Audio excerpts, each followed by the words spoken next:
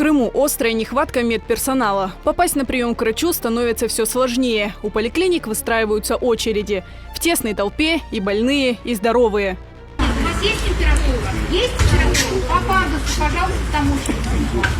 Товарищи, температуры сюда никто не идет, идет с той стороны. У меня нет температуры, но мне надо к терапевту. Как мне 18. Делайте на прививку от гриппа. Как это?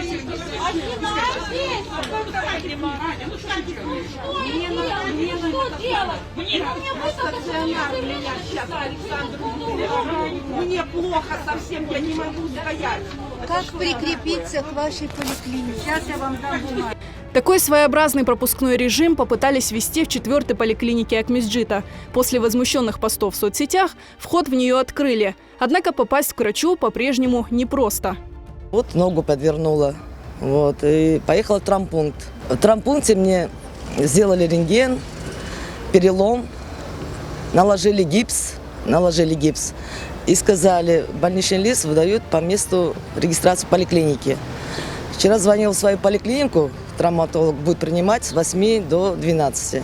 Сегодня с переломом, с гипсом пришла к 8, говорят, травматолога нету, к 11 может будет. То есть, получается, я второй день уже не могу больничный лист выписать. Как будет с работой, я не знаю. С переломом приходится туда-сюда мотаться. Нет записи. Я записалась. Сейчас я записалась. Но опять же не по времени подойду к врачу, чтобы договорюсь, потому что у меня перекомиссия. Мне вот так вот надо. Сейчас никого нет. А то здесь вообще было. Сегодня я еле прорвался туда. 3 дня мы ходим к врачу. Вот сейчас я звонил уже 3 раза. Получается, 3 дня мы вызываем. Уже приемно, видите, Аксенов приемно написано. Министерство здравоохранения звоню, они просто футболят. Позвоните туда. Звоню. У жены коронавирус, скорее всего. Не знаю, сейчас мы еще ничего не подтверждено, все симптомы, да. Я сам в таком состоянии, не знаю. Температуры вроде нету, ничего. Пришлось ехать сюда. Врача на дом не вызовешь вообще. Вот видите, стоим, чтобы приехать сюда, чтобы стоять, понимаете. Человек пришел, у него температура вчера была. Сейчас неизвестно что. Вот так они издеваются. Министерство здравоохранения, потому что вообще не работает. Они просто не работают. Из-за дефицита врачей в Крыму закрываются больницы. Недавно приостановил работу Бахчисарайский роддом. Беременных и рожениц перенаправляют в Симферополь.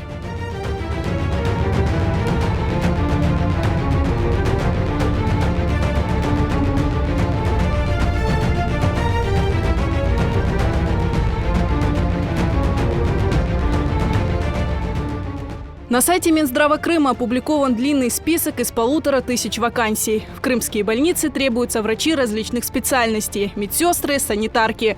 Больше всего вакантных мест на скорой, причем во всех регионах полуострова. Десятки врачей неотложки заразились коронавирусом. Кто-то уволился, не выдержав нагрузки. Самая напряженная ситуация сейчас в крымской столице. Число больных ковид и ОРВИ резко возросло. Скорых катастрофически не хватает.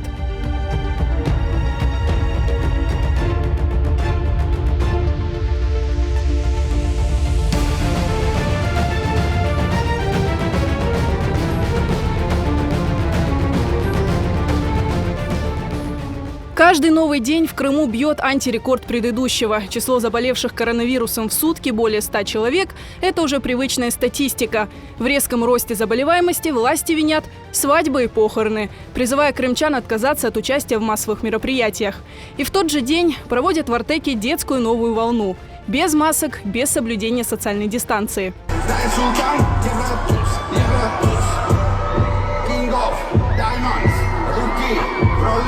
Власти убеждают, рост количества зараженных в Крыму никак не связан с прошедшим курортным сезоном. Однако динамика заболеваемости говорит сама за себя. Рост начался именно в июле, когда крымские власти открыли полуостров для отдыхающих. И с того времени цифры только увеличиваются. Сейчас на курортах полуострова снова аншлаг. По данным Минтуризма Крыма, в октябре крымские отели и пансионаты заполнены на 80–90%. Люди едут к морю пересидеть вторую волну коронавируса. Самолеты из разных городов России один за другим садятся в столице Крыма. Больше всего рейсов из самого неблагополучного по распространению ковида города Москвы – 30–40 самолетов в день.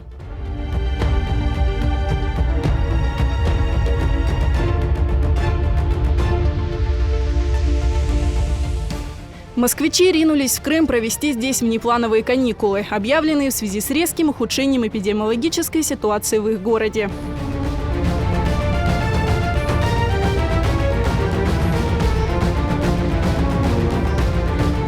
А крымские власти, несмотря на пугающую статистику, не видят оснований ни для объявления каникул, ни для перевода учебных заведений на дистанционное обучение.